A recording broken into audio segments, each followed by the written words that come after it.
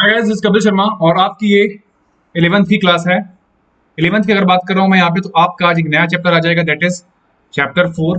तो सारे बच्चे ध्यान दें। चैप्टर 4 की बात करूँ, आपका ये आज और कल, ये 2 दिनों में आपका पूरा चैप्टर खत्म कर दूंगा मैं। और ये सारी क्लासेस आपको यूट्यूब के एक प्लेलिस्ट बना दूंगा। आज पूरी क्लासेस आपकी हो जाएंगी वैसे कुछ, और कल, हाँ, कल तक आपको पूरी प्लेलिस्ट मैं दे दूंगा, पूरी की पूरी प्लेलिस्ट दे दूंगा आपको चैप्टर 4 की। और आपको सारा चैप्टर 4 रिवाइज करना है। अब से क्लासेस आपकी कैसे लगेगी देख लो। मैं जितना भी आपका सिलेबस है चैप्टर का वो कवर करूंगा, कहाँ पे, यूट्यूब में कवर कर दूंगा। और उसके बाद जैसे ही आप यूट्यूब में सारे चैप्टर पढ़ लोगे, तो जो गूगल मीट पर अपन कर रहे हैं अभी तक जो क्लासेस चल रही थी, तो गूगल मीट पर अब आपकी सिर्फ और सिर्फ लगेगी डाउट क्लास, सिर्फ और सिर्फ डाउट क्लास। तो पहले आप अपना चैप्टर कवर करेंगे और पूरा चैप्टर पढ़ने के बाद आपके जो जो भी डाउट निकल के आएंगे सामने, वो हम सॉल्व करेंगे इसमें गूगल मीट पर। गूगल मीट में क्लासेस कब कब लगेंगी, इसके सारी इन्फॉर्मेशन मैं आपको दे दूंगा व्हाट्सएप पे। साथ ही जो बच्चे 11th के हैं, मैं सभी से कहना चाहूंगा कि आप बच्चों के नंबर्स तो मेरे पास हैं, बट सेव किसी के भी नहीं है। तो जैसे ही क्लास खत्म होगी, तो आप सारे बच्चे अपने नाम के साथ अपना नंबर, मतलब नंबर तो वैसे भी आ जाएगा, मुझे व्हाट्सएप कर देंगे और नाम लिख देंगे, ताकि मैं सभी का नंबर सेव कर सकूं और आपको कुछ चीजें मैं लिंक के साथ प्रोवाइड भी कर सकूं। इसके अलावा जैसे ही आपका ये 15 से 20 दिन हो जाएंगे, तो जितना मैंने पढ़ाया है आपको अब तक का, वो सब का मैं आपको स्टफ भी प्रोवाइड करूंगा, पीडीएफ भी प्रोवाइड कराऊंगा, ठीक है। यानी कि आपके लिए एक प्रकार से नोट्स का काम करेंगे ये। तो ये 3 चीजें हैं, सारे चैप्टर कवर कर दूंगा मैं यूट्यूब में, सारे डाउट कवर होंगे गूगल मीट पे, और स्टेप आपको मिलेगा पीडीएफ में मेरे लिंक पे, मेरे टेलीग्राम लिंक पे। आप सभी के लिए एक लिंक बनाया हुआ है मैंने, ऑलरेडी एक ग्रुप बनाया हुआ है। क्या नाम है ग्रुप का? टैलेंट फंडा, है ना, टैलेंट फंडा पीडीएफ के नाम से। तो सभी को आप टेलीग्राम पे ज्वाइन कर लीजिएगा मुझे। तो अभी दोनों प्लेटफॉर्म का बराबर यूज करेंगे, यूट्यूब की क्लासेस भी लेंगे और गूगल मीट पर भी लेंगे, ठीक है। तो चैप्टर 4 का स्टार्टिंग है आज। चैप्टर 4 की बात करो तो आपके टॉपिक का नाम है motion in a plane. Motion in a plane, यानी कि 2 डायमेंशन की बात हो रही है यहाँ पे, ठीक है। तो आज के जो आपके की फैक्टर्स रहेंगे, तो उसमें सबसे पहले हम पढ़ेंगे क्या, what is a plane, about plane के बारे में पढ़ेंगे हम, कि प्लेन क्या होता है। इसके अलावा हम पढ़ेंगे वेक्टर्स के बारे में। किसके बारे में पढ़ेंगे बेटा? वेक्टर्स के बारे में हम पढ़ेंगे यहाँ पे, ठीक है। उसके अलावा टाइप्स ऑफ वेक्टर्स के बारे में पढ़ेंगे, टाइप्स ऑफ वेक्टर्स के बारे में। ओके, क्लियर है? जो भी आपके डाउट हैं, सारे डाउट आप अपने कमेंट सेक्शन में लिखते जाएंगे, और सारे बच्चे जितने भी ऑनलाइन है सभी यस सर लिखें। और अटेंडेंस यहाँ पे देख, वीडियो जो है आपको पूरा देखना है पहली चीज, क्योंकि जब वीडियो निकल के सामने आएगा, जब आप पूरा वीडियो देखेंगे, तभी आप डाउट पूछ पाएंगे, ओके। और तभी आपसे बनेगा भी। हर वीडियो में आपसे मैं क्वेश्चन भी पूछूंगा, जिसका आंसर हर बच्चे को देना पड़ेगा, तभी आपकी अटेंडेंस भी काउंट होगी, यही बता दे रहा हूँ आपको मैं। चलिए, तो सबसे पहले बात करते हैं प्लेन की। किसकी बात करते हैं हम? प्लेन की। तो ये प्लेन वो प्लेन नहीं है जिसमें आप उड़ के किसी दूसरी जगह जाते हो, ठीक है, इस चीज का ध्यान रखिएगा। प्लेन जानने से पहले मैंने लास्ट की क्लास में, लास्ट के जो चैप्टर में आपको क्या पढ़ाया था, मैंने पढ़ाया था straight line, motion in a straight line आपको पढ़ाया था। और motion in a straight line में हमने क्या किया था बेटा, कि अगर कोई पार्टिकल है और वो किसी पर्टिकुलर एक्सिस में, जैसे मान लो मैं एक्स एक्सिस ही ले रहा हूँ, है ना, उसी एक्सिस में चला जा रहा है, चला जा रहा है, चला जा रहा है, मतलब हर पॉइंट क्या कर रहा है, वो हर पॉइंट पे वो अपनी पोजीशन को चेंज कर रहा है, ठीक है। 1 सेकेंड में यहाँ था, 3 सेकेंड में यहाँ पे है, 4 सेकेंड या 5 सेकेंड में यहाँ पे था, ठीक है। तो एक पर्टिकुलर टाइम में वो अपनी पोजीशन को चेंज कर रहा है, मतलब क्या कर रहा है, वो मोशन कर रहा है ना। फॉर एग्जाम्पल, मान लीजिए आपके पास एक कोई जानवर है, कोई भी जानवर आप ले सकते हैं, जैसे कि क्या ले लिया, क्या ले लें हम, टाइगर ले लेते हैं, हालांकि आपके पास नहीं होगा। तो वो देखो, वो सीधे सीधे चल रहा है, सीधे सीधे चल रहा है, जंगल में चल रहा है, कभी यहाँ चल रहा है, कभी यहाँ चल रहा है, कभी चल रहा है, लेकिन जहां भी जा रहा है एक ही डायरेक्शन में जा रहा है ना, या तो एक्स एक्सिस में जा रहा है, या तो आपका वाई एक्सिस में जा रहा है, एक स्ट्रेट लाइन में चल रहा है, वो एक स्ट्रेट लाइन में चल रहा है, ठीक है। तो वहां पर क्या था, मोशन इन स्ट्रेट लाइन। लेकिन जब हम प्लेन की बात करते हैं, जैसे एग्जाम्पल लेते हैं किसका, मुर्गी का एग्जाम्पल लेते हैं, सबसे अच्छा एग्जाम्पल होता है मुर्गी का। एक मुर्गी है, वो सीधे सीधे सीधे ऐसे ऐसे जा रही है, ये किस टाइप का मोशन है? मोशन है आपका ये in straight line, motion in straight line है। एक मुर्गी है और जो सीधे सीधे चल रही है, दौड़ रही है, दौड़ रही है, दौड़ रही है, दौड़ रही है, मतलब कि अपनी पोजीशन वो हर पॉइंट पर चेंज कर रही है, और हर पॉइंट पर चेंज कर रही है, तो वहां पे हम क्या कह सकते हैं कि मोशन कर रही है कि स्ट्रेट लाइन में। लेकिन तभी अचानक से ये मुर्गी उड़ने लगती है, ऐसे उड़ने लगती है, ठीक है। तो अगर मैं इसको देखूं, तो क्या ये एक्स एक्सिस में जा रही है? नहीं। क्या ये वाई एक्सिस में जा रही है? नहीं। ये एक्स और वाई के बीच में कहीं जा रही है, मतलब उड़ रही है। भाई स्ट्रेट लाइन में चलना या तो एक्स एक्सिस में चलना या तो वाई एक्सिस में चलना, किसी पर्टिकुलर डायरेक्शन में चलना। लेकिन जब मैं यहाँ पे देखता हूँ तो ना तो पूरा ये उड़ रही है, हवा में है ये, ठीक है। तो ना तो पूरा पूरा ये एक्स एक्सिस में है और ना ही पूरा पूरा ये वाई एक्सिस में है, मतलब कि ये इस एरिया में उड़ रही है, ठीक है। तो ये जो एरिया है बेटा, इसी को बोलते हैं प्लेन। इसको क्या बोलते हैं हम? प्लेन बोलते हैं। बात समझ में आई? तो जब कभी मोशन दो एक्सिस के बीच में हो, जब कभी मोशन आपका दो एक्सिस के बीच में हो, तो दो एक्सिस के बीच का जो एरिया होता है बेटा, इसे बोलते हैं आप क्या? प्लेन बोलते हैं। Is that clear? ठीक है। Plane is area occupied in X Y axis. जो जो मैं बोलते जा रहा हूं उसको आप लिखते भी जाइएगा। आई बात समझ में? प्लेन वो एरिया है जो कि एक्स वाई एक्सिस में आप ऑक्यूपाई कर सकते हो। क्लियर है आप सभी लोगों को? एक बार अगर क्लियर है तो जिस तरह से लिख दीजिए ताकि आपको चीजें क्लियर है, मुझे पता चल सके। Okay, so plane I think आपको क्लियर हो गया है। तो एक बार फिर समझा देता हूं। अगेन चींटी जो होती है एक ही डायरेक्शन में चलते रहते हैं, तो इनका मोशन कैसा है? Motion in straight line. ये वन डायमेंशन में जा रहे हैं बेटा। कौन से डायमेंशन में जा रहे हैं? वन डायमेंशन में जा रहे हैं, ठीक है। लेकिन अगर एक पक्षी की बात करें, एक बर्ड की बात करें, तो वो जब उड़ता है तो किसी पर्टिकुलर डायरेक्शन में वो एक्स भी कवर कर रहा है, वाई भी कवर कर रहा है, इधर भी जा रहा है, इधर भी जा रहा है, ठीक है। तो वो एक प्लेन कवर कर रहा है, एक प्लेन में उसका मोशन हो रहा है, और वो प्लेन जो है एक्स और वाई एक्सिस दोनों से बना हुआ है। Is that clear?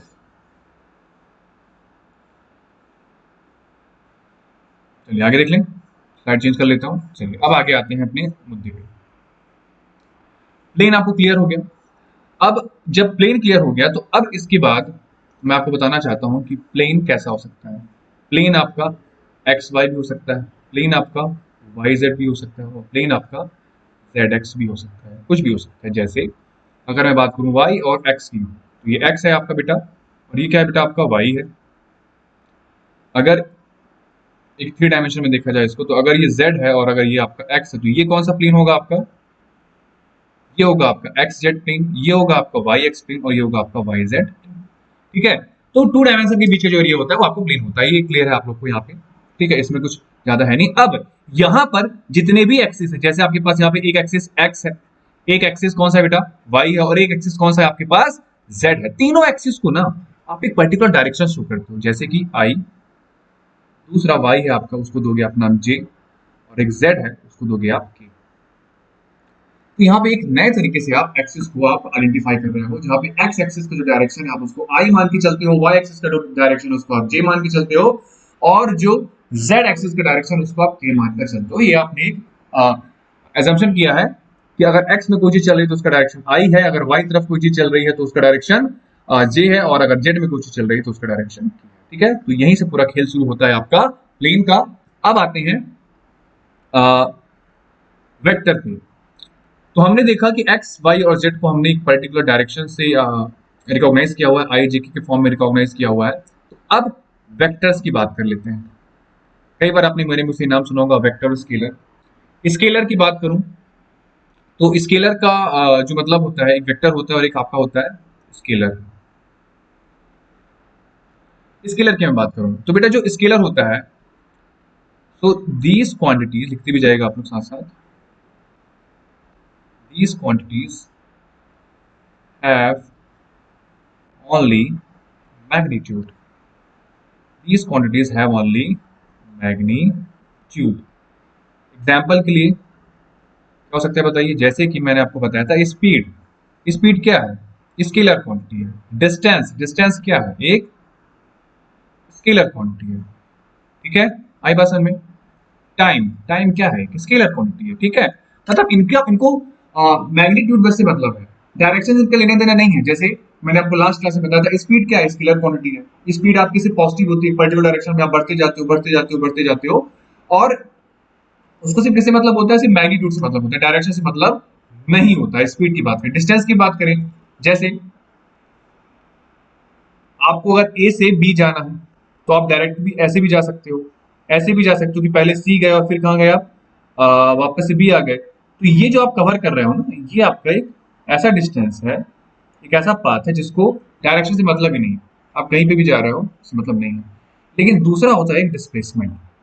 डिस्प्लेसमेंट का मतलब होता है कि वो इररेस्पेक्टिव ऑफ पाथ कवर्ड होता है, मतलब आप कोई सा भी रास्ता जाओ हमेशा फाइनल पोजीशन और इनिशियल पोजीशन के डिस्टेंस को ही देखा जाएगा, और वो भी शॉर्टेस्ट। यानी कि ए इस पॉइंट पर आप पहले थे, फाइनली आप किस पॉइंट पर थे, बी पॉइंट पर थे। मतलब अगर आपको मैं डायरेक्शन के हिसाब से दिखाऊं तो अगर यहां पर ए बैठा हुआ है और आपको बी जाना था तो आप ऐसे भी जा सकते हो और सीधे भी जा सकते हो। तो ये जो आपने कवर किया बेटा, ये डिस्टेंस था। ये क्या था? डिस्टेंस था। क्योंकि यहाँ पे कहीं पे भी आपको इससे मतलब नहीं है कि आप किधर जा रहे हो, बस आप जा रहे हो। लेकिन जब मैं बात करता हूँ डिस्प्लेसमेंट की, तो डिस्प्लेसमेंट में सिर्फ ये देखा जाता है कि इनिशियली आप कहाँ थे और फाइनली आप कहाँ थे। बस आपका डिस्प्लेसमेंट इतना ही हुआ बेटा, इतना पॉइंट डिस्प्लेसमेंट आपका। ठीक है, तो आपका डिस्प्लेसमेंट किधर हुआ बेटा? इस पॉइंट से इधर हुआ, मतलब ईस्ट की ओर हुआ ना, ईस्ट की ओर हुआ ना, बस इतना ही है। आप कहीं भी जाओ फाइनली आपका डायरेक्शन देखा जाएगा। तो ये वेक्टर है, तो ये वेक्टर है। तो वेक्टर की डेफिनेशन क्या होगी? these quantities have magnitude and direction for example आप क्या ले सकते हो? डिस्प्लेसमेंट ले सकते हो, और क्या ले सकते हो? वेलोसिटी ले सकते हो, या क्या ले सकते हो बेटा? फोर्स भी आपका क्या है? वेक्टर क्वांटिटी है। जैसे मुझे आपको अगर झापड़ मारना है तो आपके गाल तक जब तक मेरा सही डायरेक्शन में हाथ नहीं जाएगा तो क्या आपको झापड़ बजेगा? नहीं बजेगा ना। लेकिन उसकी वैल्यू भी होगी कि मैं 1 न्यूटन का फोर्स लगा रहा हूँ, 2 न्यूटन का फोर्स लगा रहा हूँ, 3 न्यूटन का फोर्स लगा रहा हूँ फॉर एग्जाम्पल। तो सिर्फ उससे काम नहीं चलेगा, मुझे एक पर्टिकुलर डायरेक्शन में अपने हाथ को ले जाना पड़ेगा, तब ना आपको झापड़ बजेगा। तो वो क्या है? फोर्स है। ठीक है, क्लियर है? तो वेक्टर है और ये स्केलर हो गया। थोड़ा सा और समझने के प्रयास करते हैं। जैसे मान लीजिए आपके पास एक कोई क्वांटिटी है और उसकी वैल्यू है क्या? 3। तो ये क्या है? सिर्फ मैग्नीट्यूड। ये क्या है? सिर्फ मैग्नीट्यूड है। यहाँ कहीं पे भी डायरेक्शन है क्या? नहीं है। लेकिन अगर इसी ए के साथ में क्या लिख देता हूँ? 3i। क्या लिख देता हूँ बेटा? 3i। और यहाँ पे कैप लगा देता हूँ। कैप क्यों लगा रहा हूँ आगे बताऊंगा आपको जब टाइप्स ऑफ वेक्टर पढ़ाऊंगा। आई कैप। तो यहाँ पे देखिए 3 क्या है आपका? 3 जो है वो क्या है? मैग्नीट्यूड। और जो आई है वो क्या बता रहा है? X direction. क्या बता रहा है? X direction. तो ये जो वैल्यू है बेटा वो क्या है आपकी? वेक्टर क्वांटिटी है। जो ये वाली थी वो क्या थी आपकी? Scalar quantity. फर्क समझ में आया? स्केलर में सिर्फ क्या होती है? वैल्यू होती है, मैग्नीट्यूड होता है। और वेक्टर में क्या होता है? वैल्यू तो होती है, साथ में उसके साथ क्या होता है? उसका डायरेक्शन भी होता है। मतलब एक पार्टिकल जो है वो ये कह सकते हो कि 3 की स्पीड से एक्स डायरेक्शन में जा रहा है, अगर ये ए आपकी स्पीड है, वेलोसिटी है तो। क्लियर है? आए बस में एग्जाम्पल के लिए आप ये कह सकते हो कि ये स्पीड है 3 किलोमीटर पर आवर, डायरेक्शन का आता पता नहीं है। लेकिन यहाँ पर आप ये क्या कह सकते हो कि ये वेलोसिटी है 3 किलोमीटर पर आवर, लेकिन कौन सी डायरेक्शन में? एक्स डायरेक्शन में। ठीक है, क्लियर है? आई बात समझ में? और क्या हो सकता है? इसके अलावा एक वैल्यू और ले लो, बी इक्वल टू आप 5 ले लो, तो आपको पता है कि क्या आपका स्केलर क्वांटिटी है। इक्वल टू आप 5j ले लो, तो ये भी आपको पता है कि क्या आपका एक वेक्टर है, क्योंकि दोनों चीजें हैं। एक चीज और हो सकता है आपके यहाँ पे, सी इक्वल टू आप ले लो 4, और सी इक्वल टू आप ले लो -4k। तो ये भी आपका क्या है? ये आपका वेक्टर है, और ये आपका क्या है? स्केलर क्वांटिटी है। ओके, क्लियर है? अच्छा, किधर? निगेटिव डायरेक्शन में। याद रखना वेक्टर जो क्वांटिटी होती है वो पॉजिटिव और निगेटिव दोनों हो सकती है, क्योंकि आप हमेशा इसको एज अ प्लेन में देखते हो। प्लेन की अगर बात करें तो ये पॉइंट क्या होता है आपका? 0 होता है। अगर इधर कहीं मूवमेंट हो रहा है, इस साइड मूवमेंट अगर हो रहा है तो पॉजिटिव, और अगर एक्स एक्सिस से इधर होता है, ओरिजिन से अगर इधर हो रहा है आपका तो नेगेटिव। ठीक है, कहीं पे भी ले सकते हो आप इसको। तो पॉजिटिव और नेगेटिव दोनों होता है। तो कुछ बातें फिर से एक बार रिवाइज कर ले। तो सबसे पहले आपको मैंने बताया कि व्हाट इज प्लेन। तो प्लेन की अगर बात करें तो जब कोई पार्टिकल एक्स और वाई एक्सिस के बीच में ट्रेवल करता है, मूव कर रहा है, या उसकी वैल्यू एक्स और वाई के बीच में लाई करती है, तो वहां पर आप कहते हो कि वो एक प्लेन है। Plane is the area occupied in X Y axis. Clear है? पहली चीज हमने प्लेन के बारे में जाना। फर्क देखा हमने, फर्क क्या था स्ट्रेट लाइन और प्लेन के बीच में? स्ट्रेट लाइन मतलब इस पॉइंट से सीधे सीधे आप चलेगा इस पॉइंट पर, ठीक है। लेकिन प्लेन में आप जो है वो इस एक्सिस और इस एक्सिस के बीच में आप ट्रेवल करते हो, ठीक है। बिल्कुल सुपरमैन याद रखना, सुपरमैन जब अर्थ में दौड़ रहा है तो उसका मोशन कैसा है? Motion in straight line. लेकिन वही सुपरमैन जो है वो अगर ऐसे उड़ते हुए आगे जाए तो उसका जो मोशन है वो पूरा पूरा अर्थ में भी नहीं है, पूरा पूरा स्काई में भी नहीं है, स्काई और अर्थ के बीच में है तो वहां पर जो उसका मोशन है वो क्या है, प्लेन में मोशन है। आई थिंक इस एग्जाम्पल से आपको क्लियर हो गया होगा। उसके बाद हमने क्या जाना, वेक्टर। वेक्टर बताने से पहले मैंने आपको बताया स्केलर। स्केलर क्या है, स्केलर वो क्वांटिटीज होती हैं जहां पर आपको सिर्फ और सिर्फ किससे मतलब होता है, मैग्नीट्यूड से मतलब होता है, डायरेक्शन से मतलब नहीं होता है। वेक्टर क्या होता है, मैग्नीट्यूड और डायरेक्शन दोनों से मतलब होता है, जैसे कि वेलोसिटी हो गया, फोर्स हो गया या डिस्प्लेसमेंट हो गया। यहाँ तक क्लियर है। एग्जाम्पल के लिए आपको मैंने कुछ चीजें बता दी यहाँ पे। अब आते हैं आप, अच्छा वेक्टर आपका पॉजिटिव और नेगेटिव दोनों हो सकता है, लेकिन स्केलर सिर्फ और सिर्फ होता है आपका पॉजिटिव। जो जो पॉइंट्स में बोलते जाता हूं आप उसको लिखते जाएगा। सेकंड टॉपिक में आएगा आपका टाइप्स ऑफ वेक्टर में, टाइप्स ऑफ वेक्टर में तो लिखते जाइएगा टाइप्स ऑफ वेक्टर में। सबसे पहला होता है आपका इक्वल वेक्टर। सबसे पहला होता है इक्वल वेक्टर, ठीक है। आई बात समझ, if two vectors have same direction and magnitude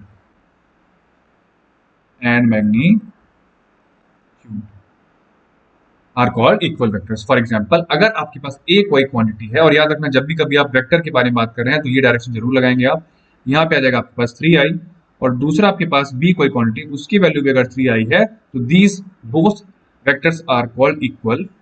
is that clear? Screenshot लेते जाइएगा, जरूरत पड़े तो वीडियो पॉज करके आप आगे भी देख सकते हैं। ओके, आई बात समझ क्लियर है कि नहीं क्लियर है?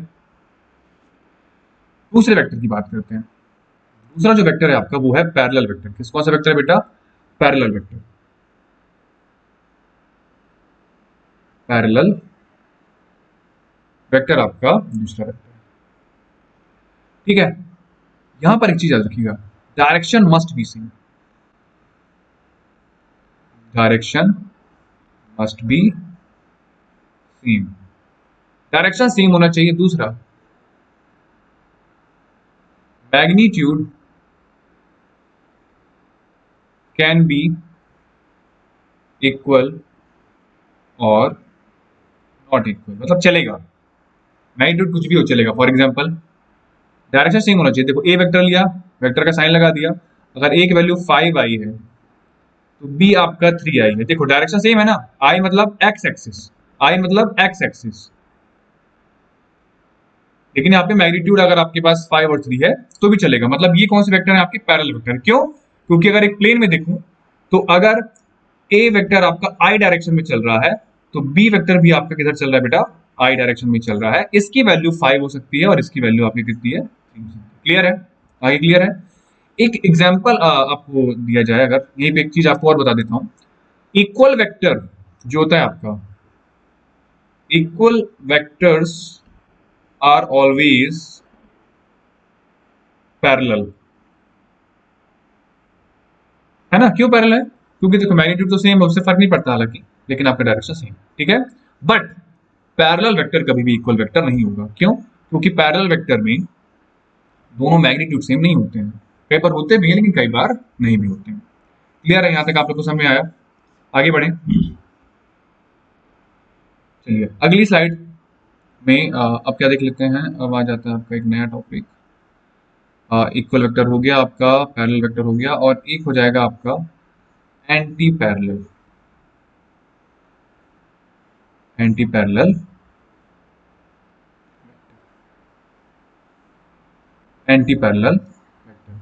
एंटी पैरेलल वेक्टर क्या हो सकता है? जिसका डायरेक्शन देखो कैसे हो, मतलब हो आपका एक्स एक्सिस में लेकिन एंटी हो एक दूसरे के। जैसे अगर ए आपके पास कोई वैल्यू है और वो हो सकता है कि आपके पास 3i हो, बी क्या हो सकता है आपके पास बताओ? -5, ठीक है, चलेगा ये।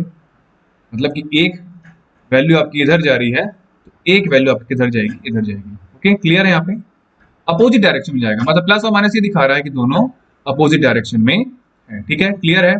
आगे आप देख लेते हैं, नेक्स्ट देख लेते हैं, लिखते भी जाएगा इसको। अपैरेलल वेक्टर। अपैरेलल वेक्टर का मतलब क्या होता है? अपैरेलल वेक्टर, अपैरेलल वेक्टर वो वेक्टर होते हैं जो ना तो पैरेलल होते हैं और ना ही एंटी पैरेलल होते हैं। मतलब उनका डायरेक्शन कुछ भी हो सकता है, ऐसे भी हो सकता है, ऐसे भी हो सकता है, और ठीक है ना, तो एंटी पैरेलल होते हैं और ना ही पैरेलल होते हैं। कोई भी डायरेक्शन हो सकता है। ये 3 की इसकी वैल्यू मान लो 3 है, इसकी वैल्यू आपके पास मान लीजिए क्या है, आपके पास 4 है, इसकी वैल्यू आपके पास क्या है 5। तो ये अपैरेलल वेक्टर्स होते हैं, ठीक है, ना तो पैरेलल होते हैं और ना ही एंटी पैरेलल होते हैं। क्लियर है आप सभी को ये चीजें? इसके बाद आपका एक अंतिम वेक्टर आता है, दैट इज यूनिट वेक्टर। बहुत इंपॉर्टेंट है, ध्यान दीजिएगा आप लोग। अच्छा है ना पे यूनिट वेक्टर। तो यूनिट वेक्टर की बात करें, यूनिट वेक्टर बहुत इंपॉर्टेंट है, बहुत काम आएगा आपको ये, उसको लिख लीजिएगा।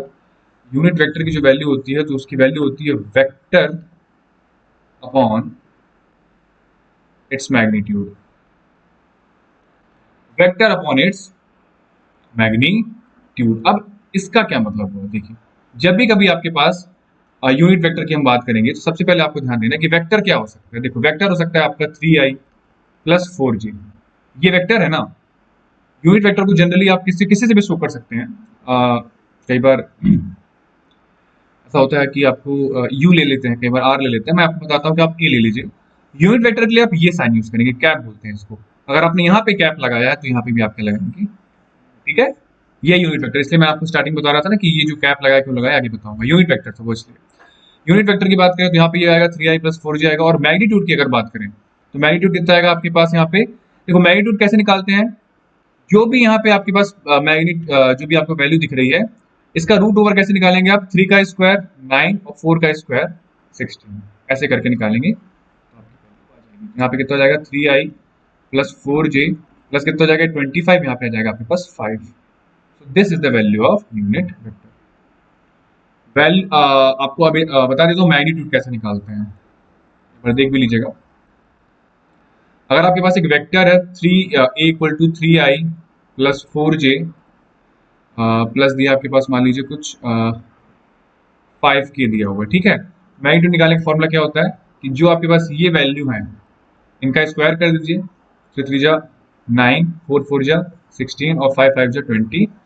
तो आप ऐसे निकाल लेते हैं वैल्यू। 25 रूट ओवर कितना हो जाएगा 50 हो जाएगा, और यहाँ पे आ जाएगा आपके पास 5 रूट, ठीक है। So this is the first class बच्चा पढ़ी। नेक्स्ट क्लास जल्दी मिलेगा आपको, और कल पूरा जो भी है आपको प्लेलिस्ट मैं एक लाइन से दे दूंगा, आपको सारे क्लासेस दे दूंगा। आप टाइम निकाल निकाल के देखेंगे और जल्दी देखेंगे, ताकि मैं आपको डाउट क्लास गूगल मीट पे आपकी ले सकूं, ठीक है।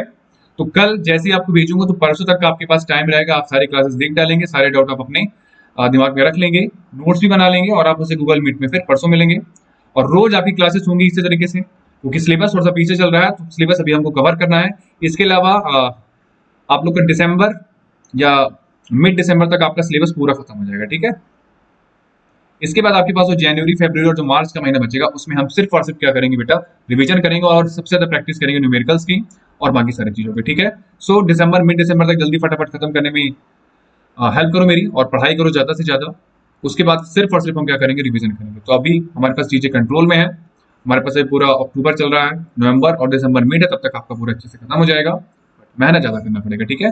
मैं चाहता हूँ कि आप लोग रिवीजन ज्यादा से ज्यादा करें, और इसके अलावा गूगल मीट पे क्लासेस आपकी इसके अलावा भी चलती रहेंगी, ठीक है। तो जैसे ही आपने वीडियो देख लिया, उसके बाद आप मुझे व्हाट्सएप पे मैसेज करेंगे कि हाँ सर आई हैव डन, मैंने देख लिया है। कुछ डाउट हो तो आप मुझे भेज सकते हो। कल पूरी की पूरी क्लास आपको मिल जाएगी। फटाफट मिलते हैं कल, ठीक है। चलो बाय बाय बाय बाय।